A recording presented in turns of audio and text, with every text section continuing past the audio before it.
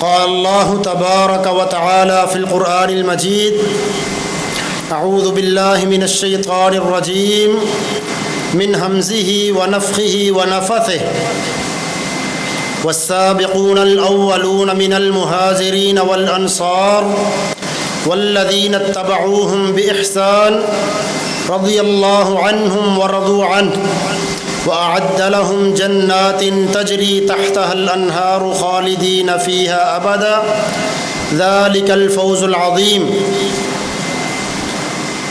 اور پہل کر جانے والے، پہلوں میں سے، ہجرت کرنے والوں میں سے، اور ان لوگوں میں سے جو ان کے پیچھے احسان کے ساتھ چلے، اللہ ان سے راضی ہو گیا اور وہ اللہ سے راضی ہو گئے، اور اس نے ان کے لیے ایسے باغات تیار کیے ہیں جن کے نیچے سے نہریں بہتی ہیں، اس میں ہمیشہ رہنے والے ہیں، ہمیشہ ہمیشہ۔ یہ بہت بڑی کامیابی ہے۔ محترم بزرگوں، بھائیوں اور عزیزوں، پچھلے خطبہ جمعۃ المبارک میں ہم نے رسول اللہ صلی اللہ علیہ وسلم کے گھر والے اہل بیت کے متعلق بیان کیا تھا کہ وہ کون ہیں، ان کی کیا فضیلت ہے۔ سب سے پہلے تو ہمیں یہ بات یاد رکھنی چاہیے کہ نبی کریم صلی اللہ علیہ وسلم کے سارے صحابہ کے متعلق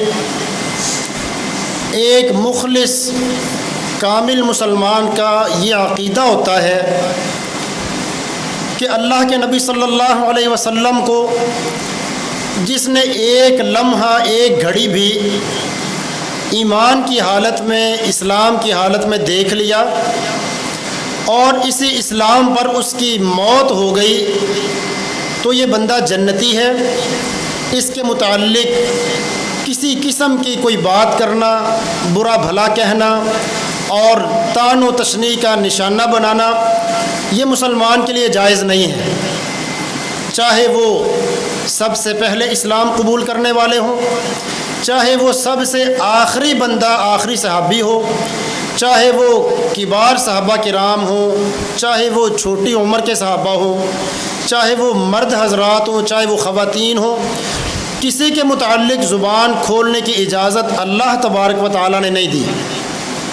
ہمارا یہ عقیدہ ہے اور ہر مسلمان کا یہ عقیدہ ہے کہ چاہے نبی صلی اللہ علیہ وسلم کے اہل بیت ہیں، چاہے دوسرے صحابہ کرام ہیں، ہم ان سے محبت کرتے ہیں اور ان سے دشمنی کو، ان سے بغض اور نفرت کو ایمان کے منافی سمجھتے ہیں کہ یہ ایک مسلمان کا عقیدہ نہیں ہو سکتا۔ ہاں یہ ضرور ہے کہ اللہ تبارک و تعالیٰ نے اور نبی صلی اللہ علیہ وسلم نے کچھ فضیلتیں کچھ صحابہ کو دی جو کچھ کو نہیں دی ہیں۔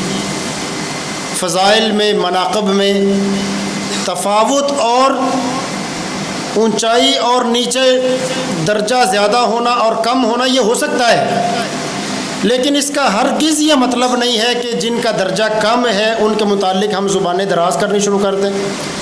جس طرح اس وقت بھی بہت سے لوگ ہیں جو نبی صلی اللہ علیہ وسلم کے اہل بیت سے محبت کا دم بھی بھرتے ہیں اور وہ یہ سمجھتے ہیں کہ اس محبت کا تقاضا یہ ہے کہ ہم باقی صحابہ کرام کو نہ تو اللہ کے نبی کا ساتھی سمجھتے ہیں اور ان کے متعلق گالم گلوچ کرنا اور برا بھلا کہنا، وہ کہتے ہیں یہ ہمارے لیے، ہم پر واجب ہے۔ اور کچھ ایسے ہیں جو دوسرے صحابہ کرام سے تو محبت کا دعویٰ کرتے ہیں، حقیقت میں اس کی آڑ میں وہ اہل بیت کے متعلق وہ برا بھلا کہتے ہیں۔ ایک مسلمان وہ ہر صحابی سے محبت کرتا ہے اور اس کے متعلق اپنی زبان کھولنے کو جائز قرار نہیں دیتا۔ چنانچہ ہم بیان کریں گے کہ وہ فضائل جو رسول اللہ صلی اللہ علیہ وسلم نے اہل بیت کے متعلق بیان فرمائے، ان میں سے بہت سے فضائل ایسے ہیں جو نبی صلی اللہ علیہ وسلم نے دوسرے صحابہ کے متعلق بھی بیان فرمائے۔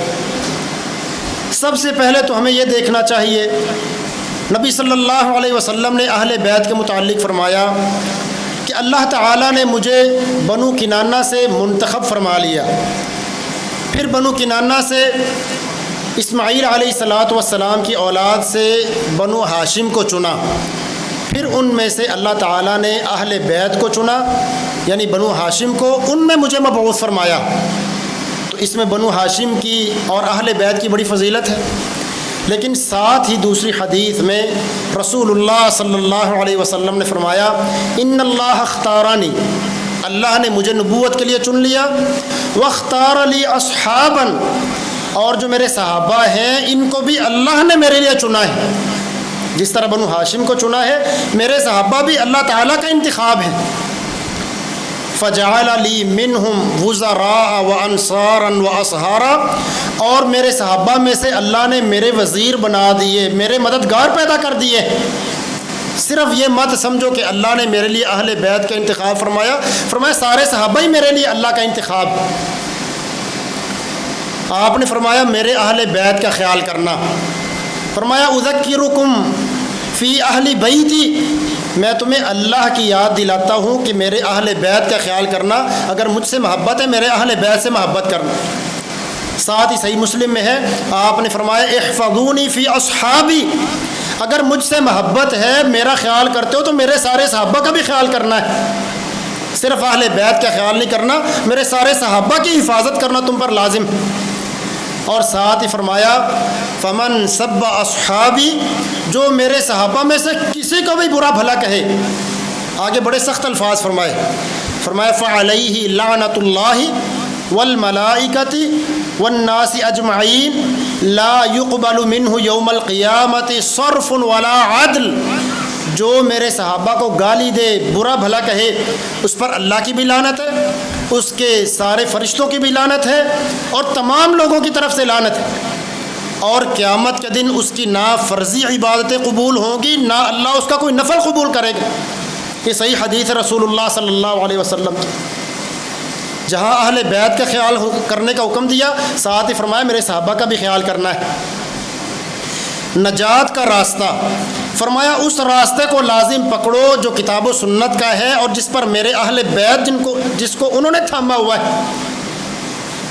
اور ساتھ ہی نبی صلی اللہ علیہ وسلم نے فرمایا علیکم بسنتی وسنت الخلفاء الراشدین وما انا علیہ واصحاب اليوم، فرمایا جس طریقے پر میرے اہل بیت ہیں وہ درست راستہ ہے، اور ساتھ ساتھ وہ بھی درست راستہ ہے جس پر خلفاء ابو بکر عمر عثمان علی رضی اللہ عنہم اجمعین جس پر یہ ڈٹے ہوئے ہیں، اور جس پر آج میرے سارے صحابہ جس راستے کو تھامے ہوئے ہیں، فرمایا اس سارے راستے کو، کیونکہ ان کا اور اہل بیت کا ایک ہی راستہ تھا، فرمایا جو بندہ ان صحابہ کے اہل بیت کے سب کے راستے کو مضبوطی سے تھام لے گا، فرمایا فہو حبل اللہ الممدود من السماء الى الارض، فرمایا یہ ایک اللہ کی طرف سے رسی ہے کتاب اللہ جو آسمان سے زمین کی طرف آ رہی ہے، اور جس پر اہل بیت بھی ڈٹے ہوئے ہیں اور میرے صحابہ کرام نے بھی ان کو تھاما ہے۔ آپ نے فرمایا جو اس کو مضبوطی سے تھامے گا یہ اصل درست راستہ ہے۔ اللہ تعالیٰ نے قرآن مجید میں اہل بیت کی تطہیر، ان کو پاک کر دینے کا ذکر سورۃ احزاب میں فرمایا ہم نے اہل بیت کو، اللہ کے نبی کی بیویوں کو رضی اللہ عنہن، فرمایا ہم نے ان کے متعلق کچھ آداب اس وجہ سے بتائے ہیں، اس وجہ سے ان کی تربیت کرتے ہیں تاکہ اللہ ان کو پوری طرح پاک کر دے۔ فرمایا یرید اللہ لیذہب عنکم الرجس اہل البیت، او اہل بیت اللہ تمہیں یہ آداب اس لیے سکھاتا ہے تاکہ تم سے جو رجس ہے، جو دنیا کی تھوڑی بہت جو رجس اور خرابی ہو سکتی ہے، اللہ تم سے وہ ختم کرنا چاہتا ہے۔ ساتھ ہی اللہ تعالیٰ نے 9ویں پارے میں سورۃ انفال میں فرمایا کہ جب بدر کا موقع تھا اللہ نے وہ 300 سے کچھ اوپر افراد کی مدد فرمائی، فرمایا ہم نے مسلمانوں کو کفار کے مقابلے میں اس لیے غلبہ عطا کیا، فرمایا وَيُذْهِبَ عَنْكُمُ الرِّجْسَ، اللہ چاہتا تھا کہ تھوڑے سے لوگوں کو پاک کر کے اپنے نبی کا ساتھ خاص وہ ساتھ نصیب فرما دے۔ فرمایا صرف اہل بیت کو اللہ نے پاک نہیں کیا، اپنے نبی کے ان صحابہ کو بھی اللہ نے پاک کر دیا ہے۔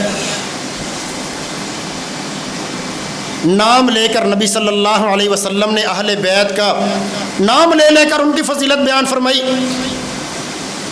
جبریل علیہ الصلاۃ والسلام تشریف لائے وحی لے کر. صرف اللہ کے نبی صلی اللہ علیہ وسلم ان کو دیکھ رہے تھے. پاس آپ کی بیوی ام المؤمنین عائشہ صدیقہ رضی اللہ عنہا پاس بیٹھی تھیں. فرمایا یا عائشہ، محبت سے عائشہ کو عائش کہتے تھے اللہ کے نبی صلی اللہ علیہ وسلم. فرمایا یا عائش ھذا جبریل یقرئ علیک السلام، عائش یہ جبریل آئے ہیں تجھ پر سلام پیش کرتے ہیں. نام لے کر اللہ کے فرشتے سلام کرتے تھے. تو صرف اہل بیت کے لیے فضیلت نہیں. ابی بن کعب رضی اللہ عنہ کے پاس نبی صلی اللہ علیہ وسلم تشریف فرما ہے. فرمایا ابی، اللہ تعالیٰ نے تمہارا نام لے کر فرمایا کہ میں سورۃ البینہ لم یکن الذین کفروا تمہیں پڑھ کر سناؤں. کہنے لگے اسمانی ربی، اللہ نے میرا نام لیا؟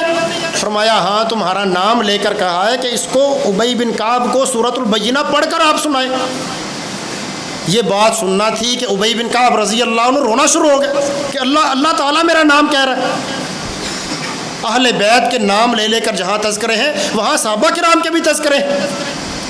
اہل بیت سے محبت ہمارے ایمان کا حصہ ہے. کوئی بندہ مسلمان ہو سکتا نہیں ہے اگر وہ اہل بیت سے محبت نہیں کرتا. لیکن ساتھ یہ بھی قاعدہ ہے کہ جو بندہ صحابہ کرام سے محبت نہیں کرتا یہ بندہ بھی ایمان والا نہیں. نبی صلی اللہ علیہ وسلم آپ نے اہل بیت کے نام لے لے کر انہیں جنت کی بشارت دی. فرمایا الحسن والحسین سیدہ شباب اہل الجنہ، حسن حسین جنت کے اندر جتنے دنیا میں فوت ہونے والے جوان ہیں ان کے سردار ہوں گے. اتنی بڑی بشارت. جو جوان دنیا میں فوت ہوتا ہے فرمایا جنت کے اندر حسن حسین ان کے سردار ہیں. صحیح حدیث ہے رسول اللہ صلی اللہ علیہ وسلم. ہمارا اس پر ایمان ہے، لیکن ہمارا اس پر بھی ایمان ہے. آپ نے فرمایا ابو بکر و عمر سیدہ کہول اہل الجنہ من الاولین والآخرین الا النبیین والمرسلین. فرمایا جو لوگ بڑی عمر کے دنیا سے رخصت ہو جاتے ہیں جنت میں ان کے سردار ابو بکر عمر ہوں گے. اور فرمایا صرف اس امت کے نہیں، شروع سے لے کر آخر قیامت تک فرمایا سب کے سردار ابو بکر عمر ہوں گے. ہاں اس میں انبیاء اور اللہ کے رسول ان سے الگ ہیں، باقی سب کے سردار فرمایا ابو بکر عمر ہوں. یہ فضیلت ان کے ساتھ بھی خاص. جہاں ہمارا حسن حسین رضی اللہ عنہ کے بارے میں ایمان ہے، ابو بکر رضی اللہ عنہما شیخین کے بارے میں ایمان ہے. آپ نے نام لے لے کر فرمایا علی رضی اللہ عنہ، فاطمہ رضی اللہ عنہا اور آپ کے اہل بیت فرمایا یہ جنتی ہیں. ساتھ ہی ایک ہی موقع پر 10 صحابہ کرام ابو بکر عمر عثمان علی طلحہ زبیر سعد سعید عبد الرحمن بن عوف ابو عبیدہ بن جراح 10 صحابہ کے نام لے کر اللہ کے نبی نے ایک ہی مجلس میں فرمایا یہ سارے جنتی. اللہ اکبر. آپ فرمانے لگے من احب حسینا فقد احبنی، جو مجھ سے محبت کرتا ہے وہ حسین سے محبت کرتا ہے، اور جو حسین سے محبت کرتا ہے وہ مجھ سے محبت کرتا ہے.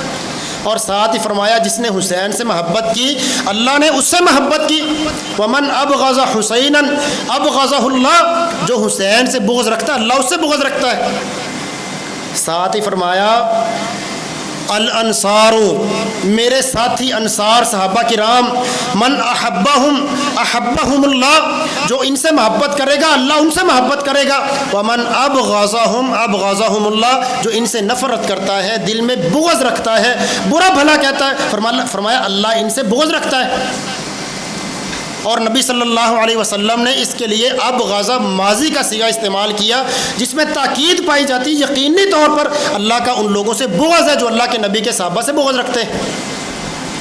حسن حسین سے اہل بیت سے محبت کرنے والے باقی صحابہ سے محبت نہیں کرتے، ان سے بغض رکھتے ہیں، زبان اپنی کھولتے ہیں. فرمایا اللہ ان سے بغض رکھتا ہے. اللہ اکبر. کھڑے ہوئے نبی کریم صلی اللہ علیہ وسلم فرمایا میرے پاس جبریل آئے اور مجھے کہا آپ کا یہ جو نواسہ حسین ہے رضی اللہ عنہ یقتل بشط الفرات، انہیں فرات کے کنارے پر ان کو شہید کر دیا جائے.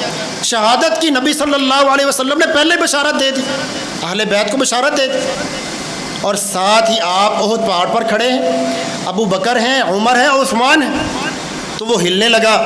فرمایا احد اپنی جگہ ٹھہر جا مت ہل، تو جانتا نہیں تجھ پر ایک صدیق ہے، اللہ کا نبی ہے، ایک صدیق ہے، اور تجھ پر علیہ کا شہیدان، دو شہید کھڑے ہیں۔ اللہ کے نبی نے عثمان اور عمر رضی اللہ عنہما کو دنیا میں ان کو بھی شہادت کی بشارت دے دی۔ اللہ اکبر۔ اور نبی کریم صلی اللہ علیہ وسلم آپ نے اہل بیت کے لیے، اپنے حسن حسین نواسوں کے لیے کتنی محبت تھی۔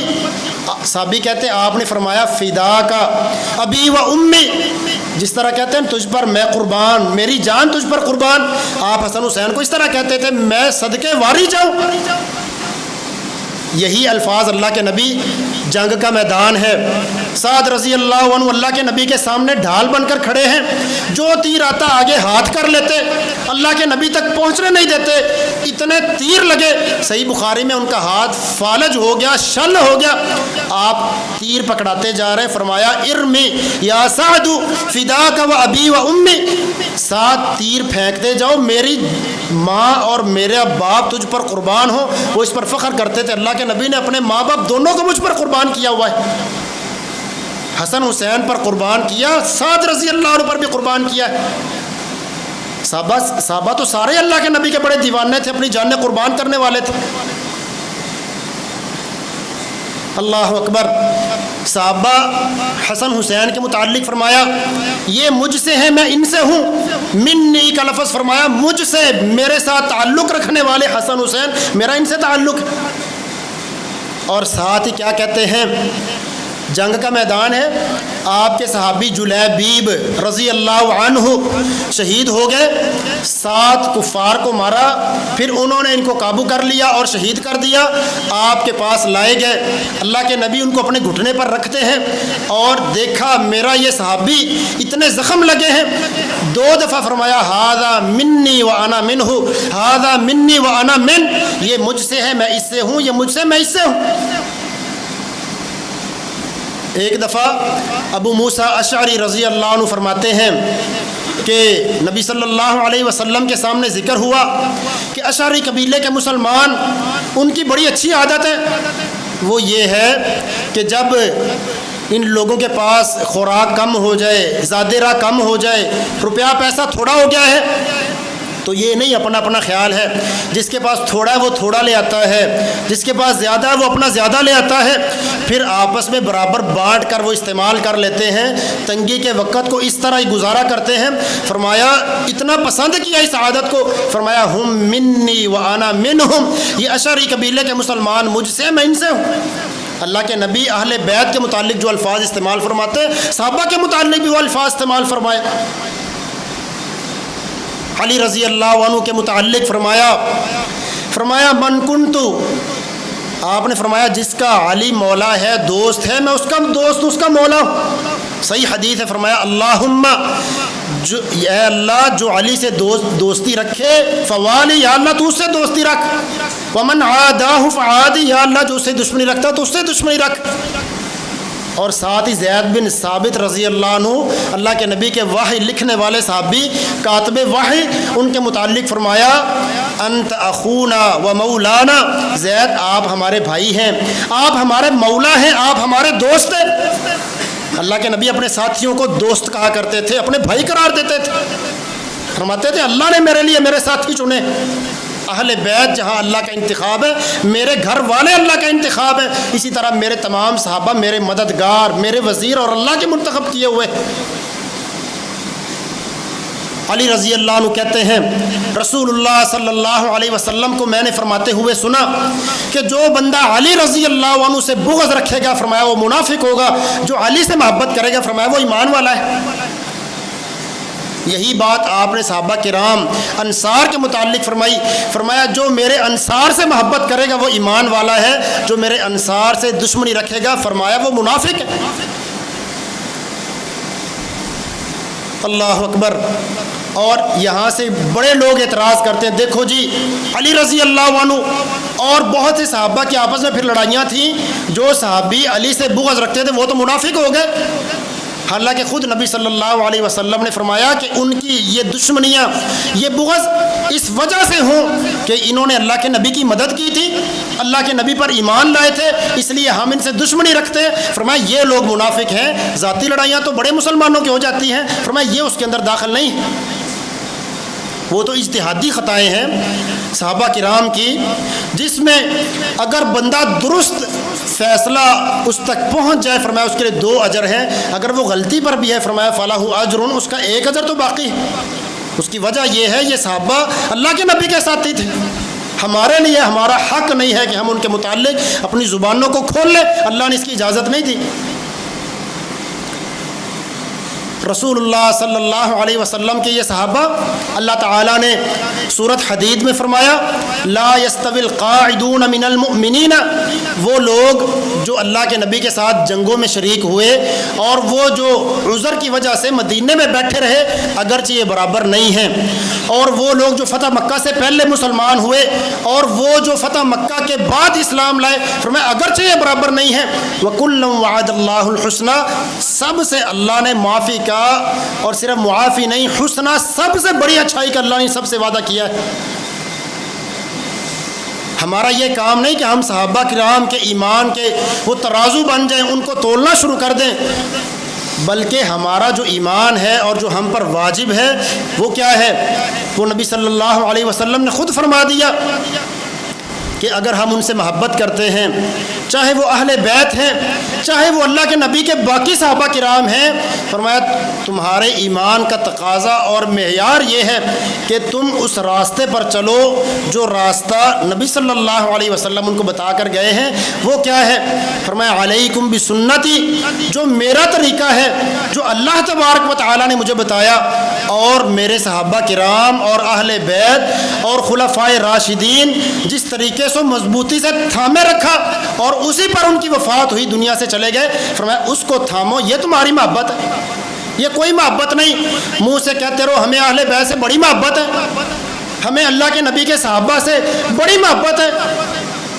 شان صحابہ پر بڑی بڑی مجلسیں، بڑے بڑے پروگرام، کانفرنسیں ہوتی جا رہی ہیں، لیکن وہ صحابہ کرام تو نماز کبھی چھوڑتے ہی نہیں تھے، ان کے چہرے تو اللہ کے رسول صلی اللہ علیہ وسلم کے چہرے تھے، وہ زکوٰۃ پورے وقت پر نکالتے تھے، سود وہ نہیں کھاتے تھے، زنا کے قریب پھٹکتے تک نہیں تھے۔ فرمایا یہ ان کی محبت کا معیار ہے۔